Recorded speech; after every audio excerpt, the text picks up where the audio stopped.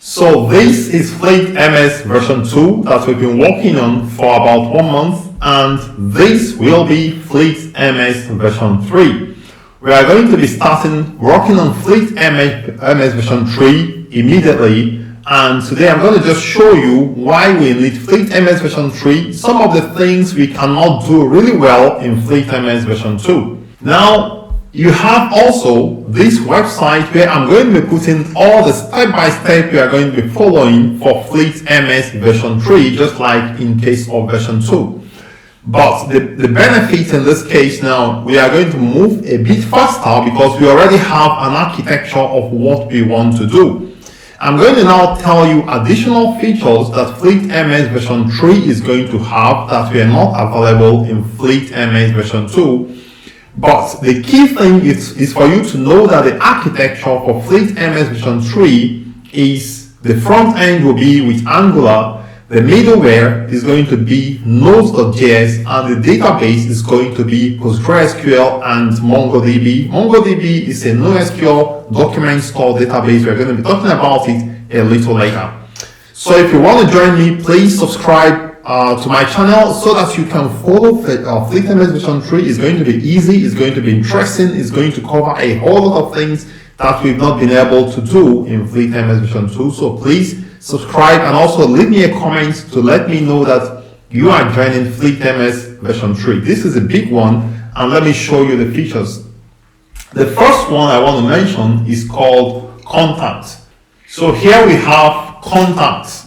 We could actually do this in FleetMS version 2, but in FleetMS version 3 is going to be way much easier, more flexible and more interesting because we are going to be utilizing Angular Material and PrimeMG and PrimeNG.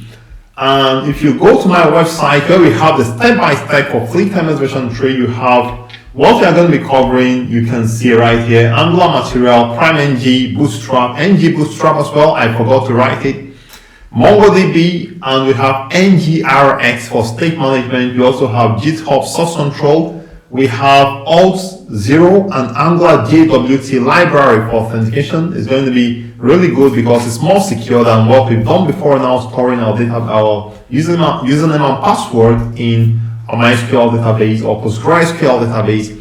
We're also going to be talking about, this is very important, Amazon EC2 service, IAM and S3.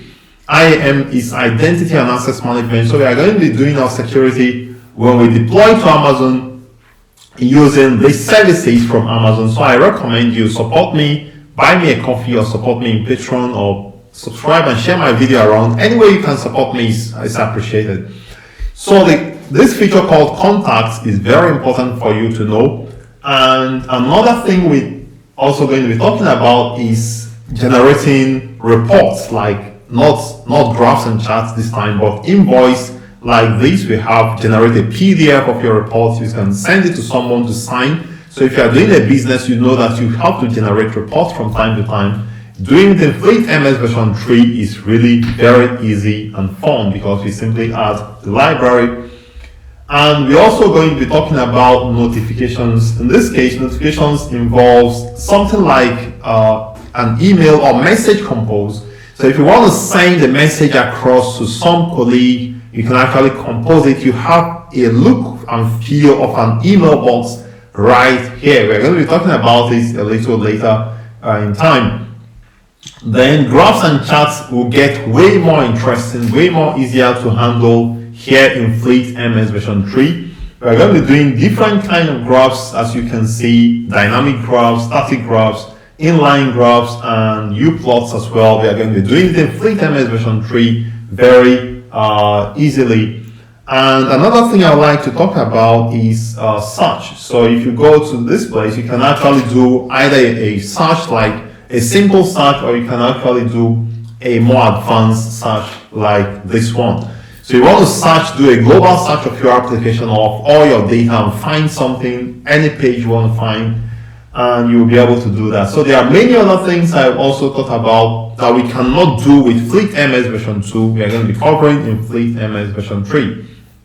Now let me also tell you that if you go to my GitHub repository, I'm going to create the the repository after now, so quickly clone it. Once you go to my GitHub repository, at the end of this video, simply clone FleetMSv3. If you go to FleetMS currently, you have version 1 and version 2. So we have the latest one is version 2, but version 3 now is going to cover Angular, Node.js and PostgreSQL and MongoDB. So please follow me on GitHub so that when I push to GitHub, make an update, you get notified as well.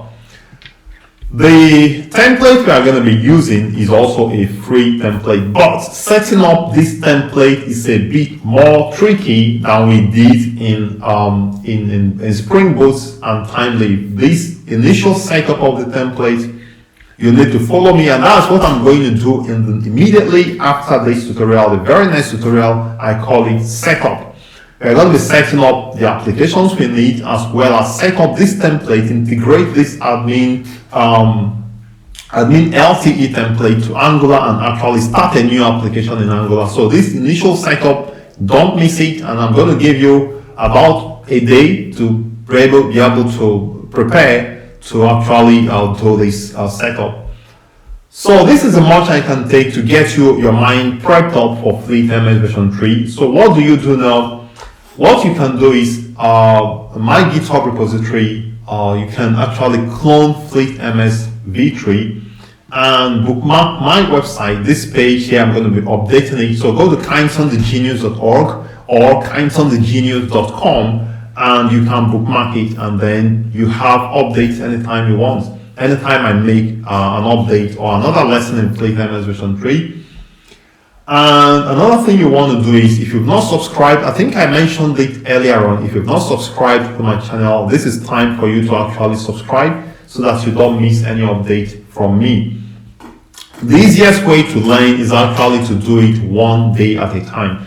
I'll try to create a video one day at a time so that every day you have to work, let's say 20 minutes or 30 minutes, that is fine, and you'll be able to we are able to complete this within the month of March 2022.